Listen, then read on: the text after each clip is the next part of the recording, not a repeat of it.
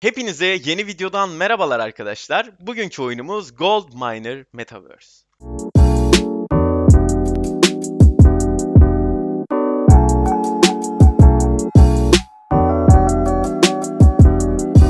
Evet arkadaşlar, Gold Miner Metaverse. Şimdi şöyle bir olay geçti aramızda bunun sahibiyle. En başta bana söylemedi, kimliğini açık etmedi ama onunla ben konuşurken annem bana kahve getirmişti. Öyle bir muhabbetten girince ben dedim ki bu kim? Anıl mı acaba dedim. Yani daha önce size şey demiştim, ben narkoz endüstrinin sahiplerinin oil endüstrinin sahibi olduğundan şüpheleniyorum demiştim ama öyle bir durum yokmuş. Çünkü oil endüstrinin sahibi şu anda Gold Miner Metaverse ile karşımıza tekrar çıkıyor arkadaşlar. Daha önceki oyunda sonradan giren arkadaşlar kaybetmiş olabilir. Çok sonradan girdikleri için kaybettiler.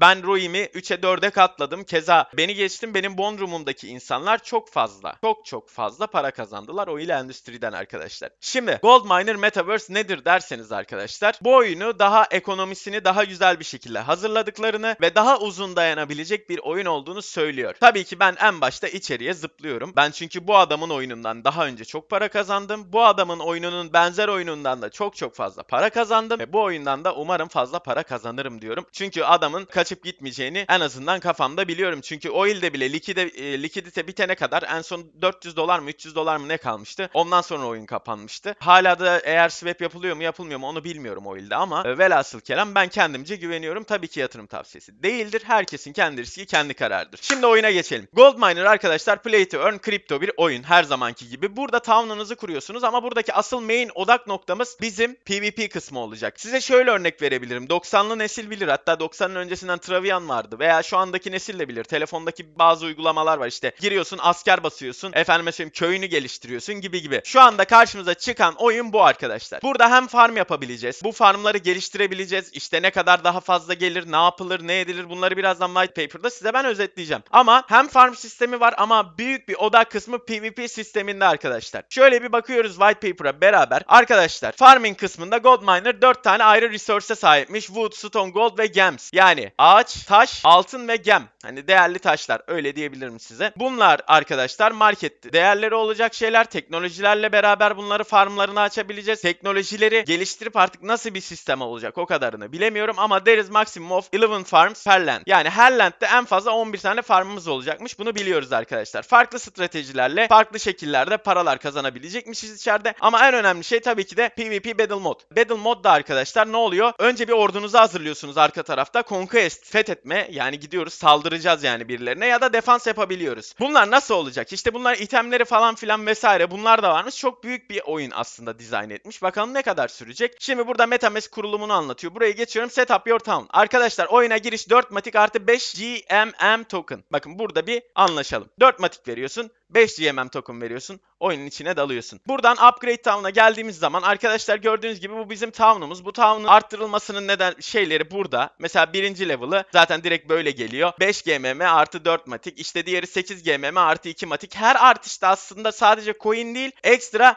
matik de alıyorlar. Peki bu matiği nereye kullanacak? Tabii ki likiditeye kullanacak arkadaşlar. Gördüğünüz gibi burada town'umuzu geliştirdiğimiz sürece farmlarımızın sayısı artıyor. Peki farmlarda ne yapılıyor? Bu farmlarda arkadaşlar istediğiniz bir tanesini kuruyorsunuz. Bakın Wood Farm, Stone Farm, Gold Farm, Raw Gem Farm. Şimdi bunları kurduğunuz zaman bunları satış yapamıyorsun. Ama bunlar nasıl bir olaya dönüşebilir? Şöyle bir göstereyim hatta. Gold Miner, bu altın mine yeri. İşte efendime söyleyeyim, şöyle aşağıda hepsinin resmini koymamış mı ya? Repair muhabbeti de gelecekmiş buradan gördüğümüz gibi. Destroy yaptığınızda da hani Age of Mythology'deki gibi arkadaşlar. Destroy yaptığınızda size ekstra yatırdığınız bir kısmı geri ödüyor. Mesela şurada gemi destroy ettiğin zaman 2 GMM artı 0.2 matiği size geri veriyormuş. Şöyle bir bakalım. Farm 1, işte şöyle 11 tane farmın şeyleri var arkadaşlar. Shipping time'ları var. Şöyle baktığınız zaman örneğin bir farmın 39 dakika, işte 5 farmın 2 saat 48 dakika, 11 farmın 4 saat 20 dakika gibi. Stone'da, Gold'da ve tabii ki Gem'de değişiyor ve en değerlisi de burada baktığınız zaman tabii ki Gem'ler olarak görünüyor. Peki bunlar için ne yapacağız? Ekstra oyun içinde Wood teknoloji, ağaç, taş, Altın ve gemler için ayrı teknolojiler var arkadaşlar. Bu teknolojileri geliştirdiğiniz zaman bunlara özel özellikler kazanıyorsunuz. Örnek veriyorum, RAW gem arkadaşlar. Gördüğünüz gibi 36 GMM de 6 level'a getirdiğinizde tabii ki bu. 36 GMM artı 0.2 matik verdiğiniz zaman 2 günlük bir zamana geliyor. Fakat getirisi nedenle artıyor, ne oluyor onu bilmiyoruz. Birazdan bakacağız. Şimdi daha demin demiştik, Raw Gold, işte Raw Gem vesaire, bunları aldığınız zaman ne yapıyorsunuz arkadaşlar? Normal Gold'a çevirebiliyorsunuz. Peki normal Gold'a çevirmek için ne gerekiyor? Örneğin şöyle diyeceğim. Gold Receive, bu tarif, hani tarifi demek, öyle diyeyim. Yani kağıdı, bu bazı oyunlarda olur ya, kağıdını bulup öyle bir şeyleri craft edebiliriz. Bu da öyle bir şey. Bunu yapmak için 2 wood, 1 stone, 1 raw gold, 1 saat ve ne demiş? Max craft per transaction 10 gold. Maksimum işte 10 tane craftlayabiliyorsunuz burada. Gem'de de aynı şekilde. İşte 2 wood, 1 stone, 1 gold var. Bunlar olmadan arkadaşlar ne yapamıyorsunuz? Gem ve gold üretemiyorsunuz. Peki bu gem ve gold ne işe yarayacak? Ya oyun çok detaylı. Ay, yoruldum. Şimdi şurada gördüğünüz gibi laboratuvarınız var arkadaşlar. Bu laboratuvara girdiğiniz zaman burada bazı özellikler olacak. İşte nedir? Örnek veriyorum, gemde. Şimdi mesela gem ne oluyor? Sen farm yapıyorsun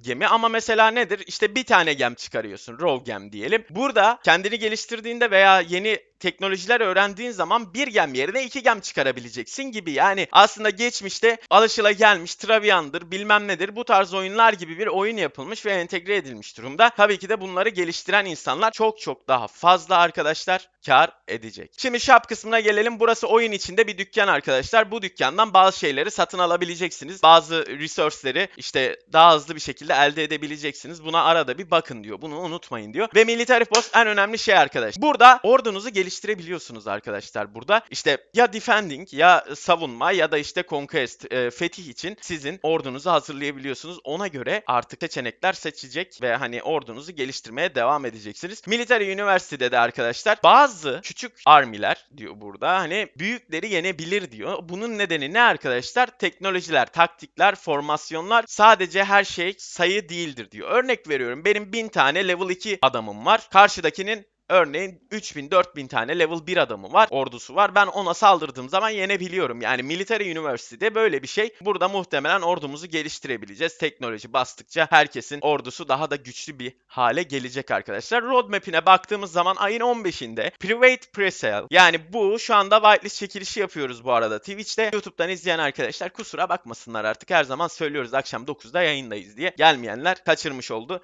Biz daha önce oyuna girebileceğiz. Whitelist alan oyuna daha önce girmek isteyenler. Public de zaten ayın 15'inde ve Game Launch 16'sında arkadaşlar. 16'sında oyun başlıyor. Stage 1 Gold Miner Farming Sistem. Önce bir farming'de devam edeceğiz. Farming devam edecek ayın 28'ine kadar arkadaşlar. Ve ayın 28'inde her şey boom, PvP açılacak. İşte Shop'tır, Shield'tır, Instant Attack. Bakın Instant Ship, Instant Craft. Instant daha hızlı olması demek bu arada, öyle diyeyim. Military Post, Military University, Metaverse Map. Bakın Metaverse Map.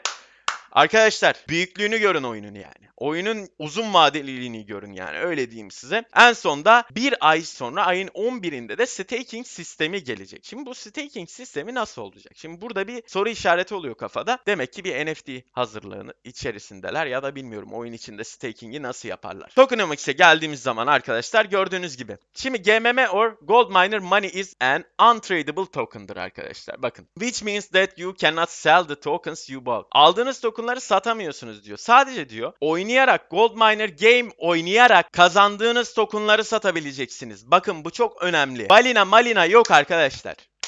Sen mesela örnek veriyorum aldın, bir gün sonra satacağım coin'i, böyle bir şey yok. Tamamen oyun içerisinden kazanılan tokenlar trade edilebiliyor. Ekstra bir şekilde hiçbir insan aldığı token'ı satamayacak arkadaşlar. Sadece craft'ta kullanacak, oyun içinde kullanacak vesaire. Aksi takdirde hiçbir token satışa açık değil arkadaşlar. Untradable tokenların used in game no limit. Limiti yok arkadaşlar bu untradable tokenların. İsteyen istediği kadar alabilir. In game tokenlar her zaman için, bakın ne diyor? Will use tradable token first. Transaction'larda tradable tokenlar her zaman daha önce işlem görecek diyor. Yani nedir? Oyun dışında bir insan token alacağı sırada işte orada fiyat muhabbeti var ya, fiyat aşağı iniyor yukarı çıkıyor vesaire. Tradable token satış yapan birisi ondan öncelikli olacak arkadaşlar. Yani oyun içinden kazanıp çekecek insanlar için bir öncelik sağlayacak. sağlamışlar. Only tokens, demin bahsettiğim olay, oyunun içinden kazanılan tokenlar sadece trade edilebilecek. Tradable tokens can be sold on QuickSwap. QuickSwap'te satışa sunulacak arkadaşlar. Token Supply'de only presale tokens are minted for initial liquidity offering. Bu token supply muhabbetinde de şunu söyleyeceğim ben size. Neredeydi o?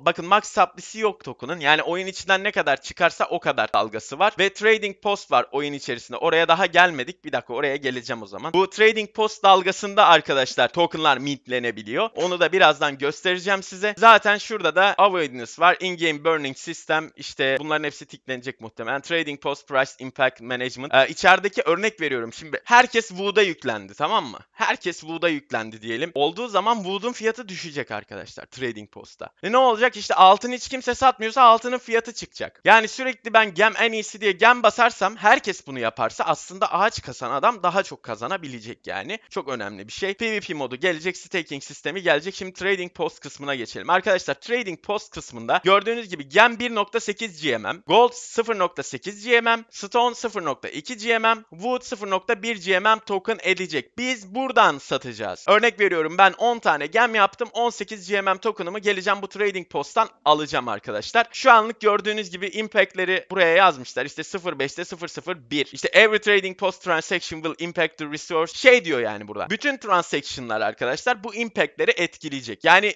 şu anlık değil, ilk başta değil ama oyunu çok uzun vadeli düşünmüş yaparken. Oyun uzun vadeye geldiği zaman bu impact'ler dediğim gibi herkes gem'e yüklenirse gem düşer, wood çıkar arkadaşlar. Bu muhabbet gibi. Burada da calculating'i paylaşmış. Bunu da zaten white paper'dan siz de kendiniz bakabilirsiniz. İşte for a swap of 3 wood to GMM token. İşte burada initial price bilmem ne. Şurada bakın işte bu impact'lerle alakalı dalgalar. Bu bizim için çok önemli değil. Şurada kestiği token'ı da görüyorsunuz en sonunda impact'in ardına. Şimdi disclaimer'a baktığımız zaman burayı da kendiniz okursunuz. Ben size her şeyi açıkladım zaten. Discord'ları da burada bulunuyor. Oyun 15'inde ön satışa geçiyor. 16'sında çıkıyor arkadaşlar. Şurada gördüğünüz gibi resource'ları görüyorsunuz. İşte normal token bu. Wood, stone, gold ve gem olarak çok büyük, çok detaylı ve daha uzun sürecek bir oyunla oil endüstrinin sahibi karşımıza çıkıyor. Kimse demesin oil'deki oil'lerimizi alacağız mı geri? Yok efendim, oradakileri karşılayacaklar mı? Öyle bir dünya yok arkadaşlar. Hatta bunu bana açıkla bile demedi. Ben size açıklıyorum. Sadece açıklama nedenim de şu. Benim takipçilerim kazansın abi. Yani Narcos'da girdik, kazandık. Oil'de girdik, kazandık. Allah'a şükürler olsun. Tabii bunda ne olur bilmiyorum ama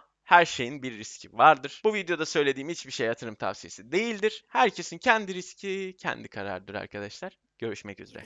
Bay bay.